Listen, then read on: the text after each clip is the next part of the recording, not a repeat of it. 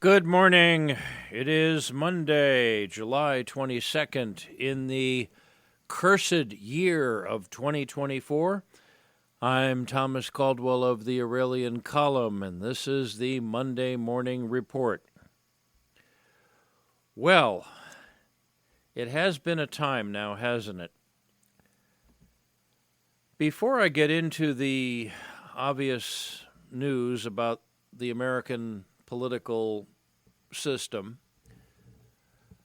Campaign 24, I'm going to first touch on some other stories that are going around the world that a lot of people are ignoring, sadly, and that are very relevant and very critical because, well, the election isn't tomorrow, and even if it was, the next president, whoever that's going to be, will not be taking office until later January. Over the past few days, there's been quite a few events that have been going on in the Middle East.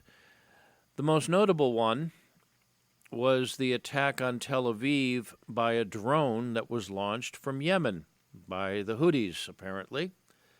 That's a pretty good distance away, folks. That thing went out over the Red Sea, up over the Suez Canal, out over the Mediterranean, and hit Tel Aviv, a short distance from the American embassy, which could very well have been the target.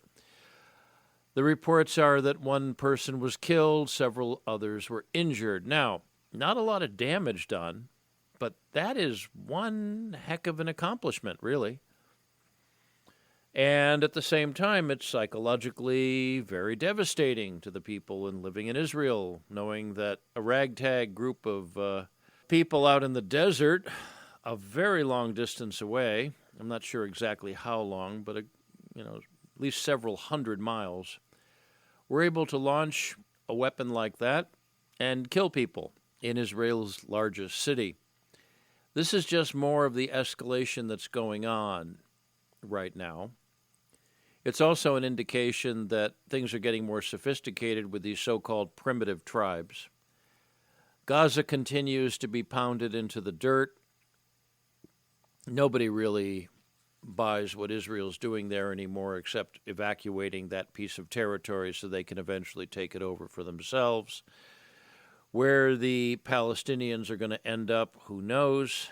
Israel is also hitting targets in South Lebanon. That could escalate. And in the United States, the deep state and the people who are making up the deep state, the media, the left-wing Marxist establishment, they're all pushing for a war with Iran. Oh, also the right-wing political establishment, the neocons, they've been pushing for a war with Iran for a long time, so much that they were trying to connect the assassination attempt on Donald Trump to Iran. So there's plenty of landmines. There's plenty of eggs to step on, landmines to step on, more likely. What else is going on? Well, things are moving along with Ukraine and Russia.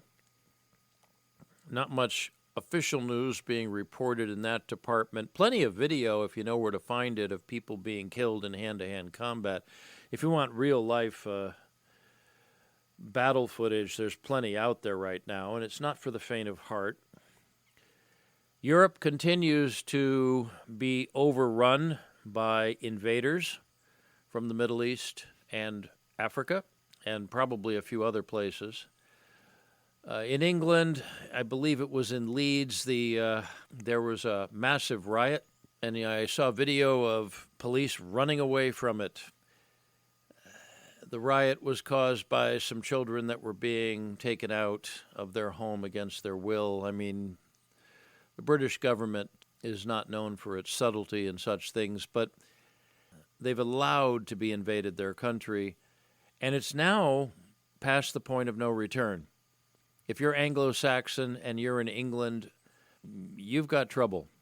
If you're a native of the British Isles, someone whose ancestors have been there for thousands and thousands of years, you're going to be displaced by people who your ancestors used to fight to keep out.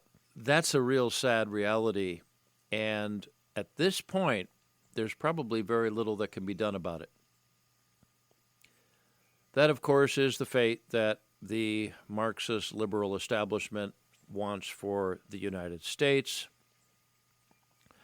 And we're now in an election cycle which will determine whether or not that will actually happen. Okay, there's other things going on in the world, but in general, we're very close to the precipice of a third world war. We have been for a while, so much so that people are getting used to the idea.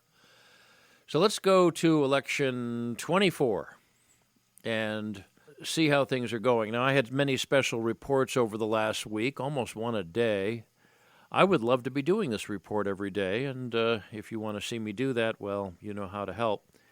The thing we're hearing today, of course, is that Joe Biden, who spent more than 50 years in government, didn't really accomplish all that much if you really look at it, except his family became very wealthy.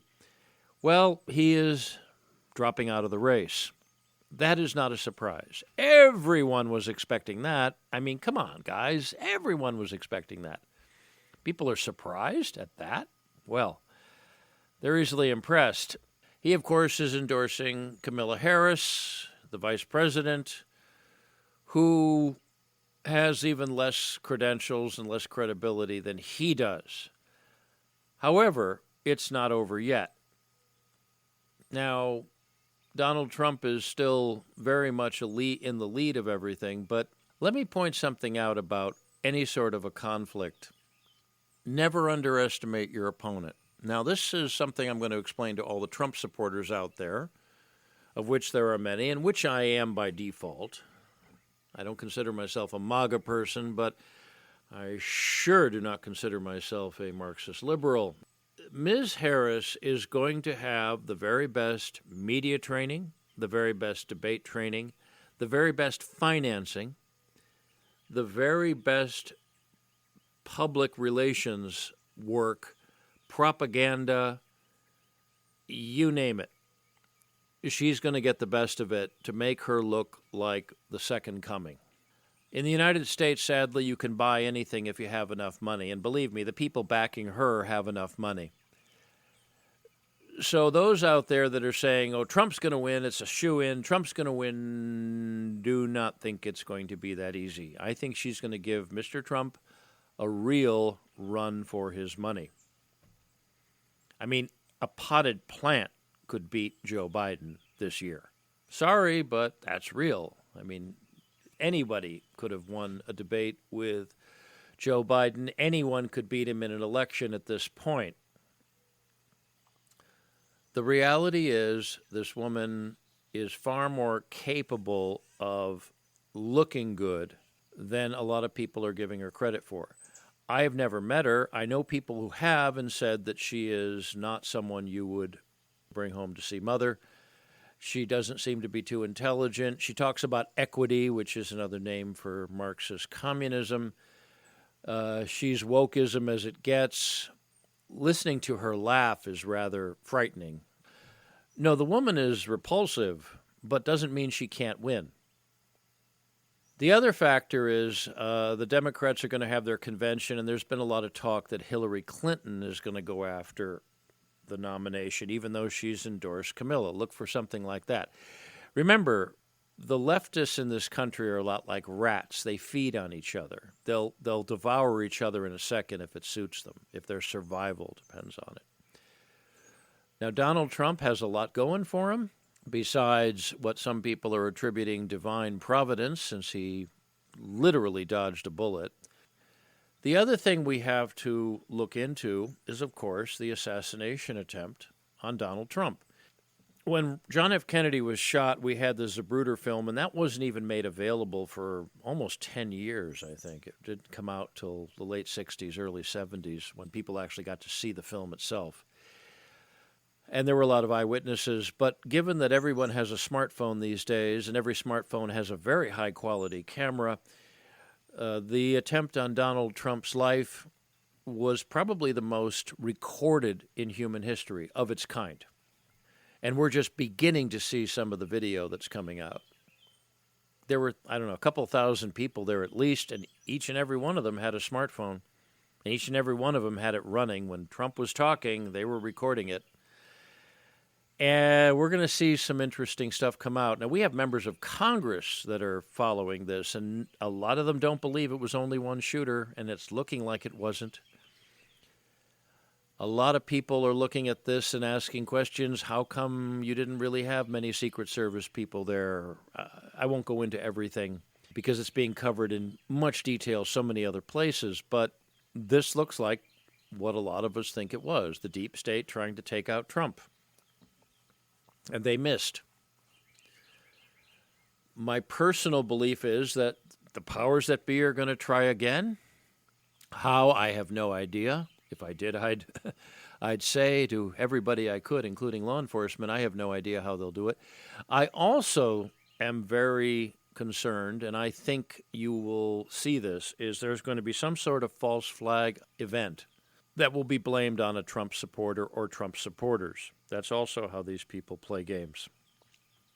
And I say this again, the deep state, the powers that be, the leftist, liberal, Marxist establishment is going to do everything they can, both legal and illegal, to keep this guy out of the White House. Because if he gets in, the populist movement of this United States is going to have power.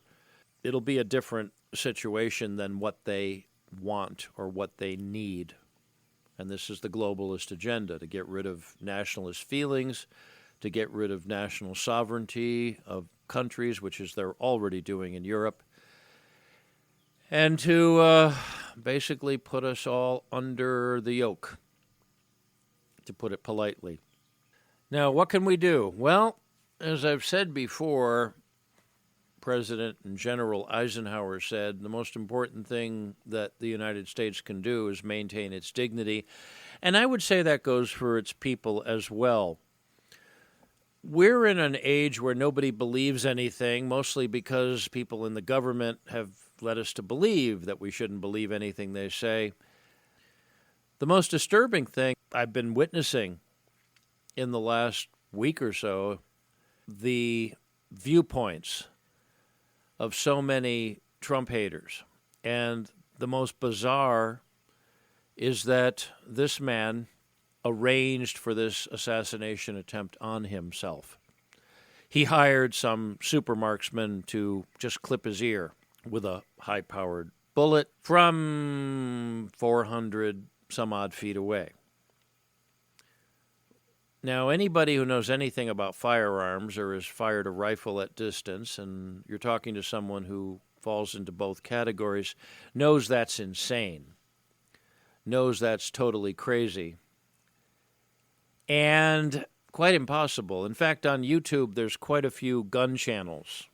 There's quite a few gun channels people go off and demonstrate firearms or demonstrate marksmanship. They've actually gone out, some of these channels, and demonstrated how impossible that is. I wouldn't trust somebody at 3 yards to clip my ear with a rifle. At that distance, does anyone know how far? I believe it's 140 yards or so? No, not going to happen. But people really believe this. Just like there's some people out there, there's actually too many people out there who believe the earth is flat. Yeah, I know. I've run into some of them. Believe me, they exist. I have to just tell people that the most dangerous thing is to not keep your head screwed on properly. Recently, I got into a discussion with some people on science fiction literature. And there's a great story. It's a short story done by the late Isaac Asimov called Nightfall. And I'd recommend people check it out. It's actually quite good. There were a couple of movies done based on the story, and they're not very good, and I wouldn't watch them. But this is basically about a planet that has several suns. And the astronomers, who are scientists, predict that they're all going to set. This is a civilization that never knows darkness. But because of the way the suns are orbiting and the planets orbiting or something, they're going to experience darkness. And the population goes nuts in total panic. based on their own ignorance. That's the sort of thing we're seeing right now. People are setting aside reason, logic, the abilities of the human brain to figure things out and overcome obstacles. Now, you can't tell people to be smart, but you can encourage them to try. In reality, we can get out of this situation if we really want. As a nation, as a people, as a world.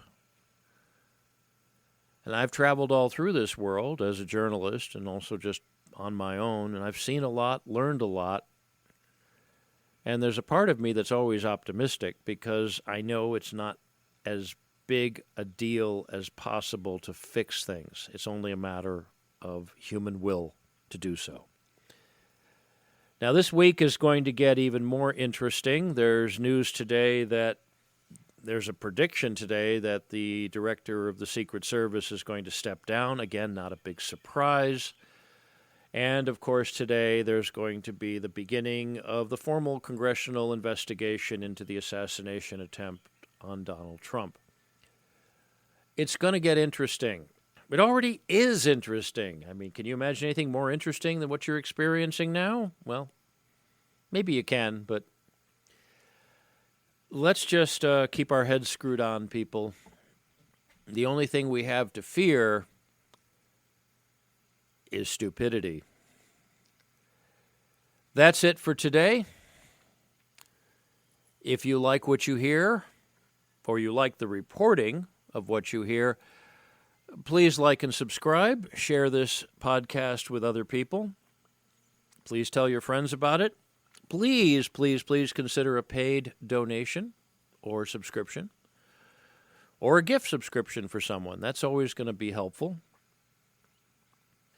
I can be reached at feedback@aureliancolumn.com. That's feedback@aureliancolumn.com. I'm also up on X, formerly known as Twitter. My handle there is MICCAMPEN. That's MICCAMPEN. You can get me there with a direct message. I'm also available with messaging on Substack, which is where this podcast originates. The address there is aureliancolumn.substack.com. Very easy to find me. I'm also up on Telegram. Aurelian Column is up there. And I'm on a few other social media platforms. I am not on Facebook and will not be anytime soon, if ever. That's it for today. Remember to keep your head screwed on. Be good. Be safe. Be vigilant. And good day.